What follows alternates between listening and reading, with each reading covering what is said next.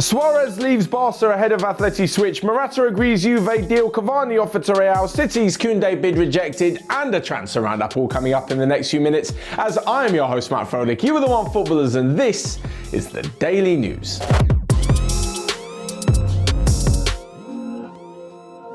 First up, and Luis Suárez has left Barcelona. The club have agreed to pay out the final year of his contract, meaning he can leave the club and sign for whoever he wishes, and that happens to be Atletico Madrid. Now, this must be a rather odd one for Barcelona. I mean, they've let one of their greatest strikers in the last few years, in their history to be honest, go, and he's gone and signed for an immediate rival. Apparently, Diego Simeone has been in talks with the Uruguayan about coming to the club should he leave Barcelona, and now it looks like it's coming to fruition. Can you imagine João Felix playing just off Luis Suárez? I've got a good feeling that Atletico Madrid are going to be quite a force going forward this season. Yes, Luis Suárez isn't the young, fit player that he once was, but he's still got a lot to offer, and last season, scoring over 20 goals is not a bad return for someone who had an injury-hit season. So with Suárez joining the club, it means that one is on the way out, and that is Alvaro Morata. And honestly, if someone can explain to me how top clubs are still interested in him, I'd be delighted to hear it. He's off to Juventus, where he'll land in Turin today to complete his medical and sign a loan deal initially with the option to buy at the end of the season.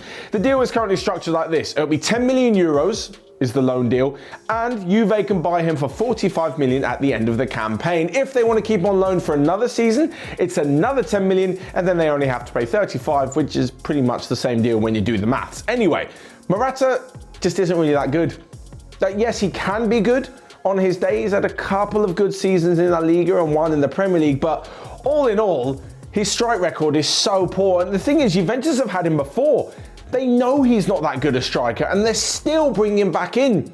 He's probably just going to sit on the bench for the likes of Dzeko, because they're all behind Cristiano Ronaldo and Paulo Dybala when it comes to being the club's first choice striker. Anyway, it's a pretty good deal for Atletico because they're getting some money from him regardless over the next few seasons. But talking of transfers in Madrid, and we move to Real Madrid, who have apparently been offered Edinson Cavani. Seemed like just a few weeks ago he was this close to joining Benfica on a free transfer after leaving PSG, but that didn't go through, and although he's currently training at home back in Uruguay, he has been offered to Real Madrid on, well, rather an expensive contract for a free transfer and someone in their mid-30s. Although technically, given the fact it's a free transfer, maybe the finances aren't so difficult. What this also means is that the striker merry-go-round will continue, because if Cavani comes into Real Madrid, it looks like Luka Jovic may get his wish of moving back to Frankfurt. Apparently, the striker who signed for Real last summer and had a pretty poor year has asked the board whether or not he can return to Frankfurt on loan, which would be a good deal for him.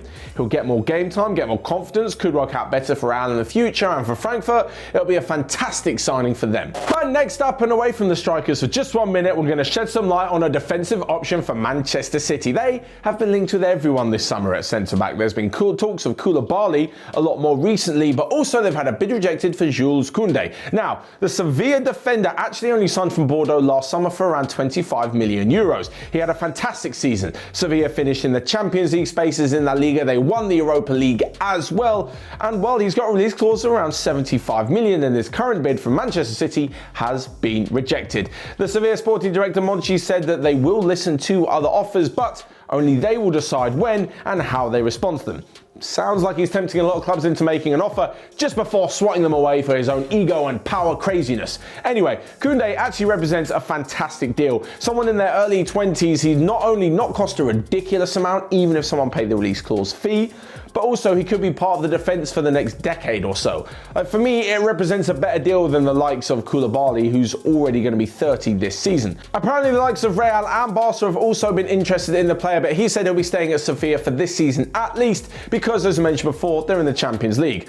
Fast forward a year, and if they're out of the Champions League or they're knocked out too easy and another big club comes calling, then maybe he'll have his head turned. This is contrary to reports that he already agreed a 5-year deal with Manchester City, but if Sevilla haven't accepted an offer, I'm not quite sure how that's already happened. Maybe that's just more bullshit paper talk. Lastly then, we come to a quick roundup of the rest of the day's news that you might have missed, and the most realistic destination for Memphis Depay is apparently either Inter Milan or AC Milan. Alexander Sørloth has arrived in Leipzig ahead of his medical to join RB Leipzig and Julian Nagelsmann's side. Cristiano Ronaldo has had the sporting academy named after him. It's now called the Cristiano Ronaldo Academy at his former club. And lastly but not least, we'll shed a bit of a light on fellow YouTuber Spencer Owen. You guys will know who he is. He started #United a few years ago. They entered the Football League pyramid, and last night they made it through to the next round of FA Cup qualifying with a penalty shootout victory. Massive props to Spencer and the team. Congratulations, guys.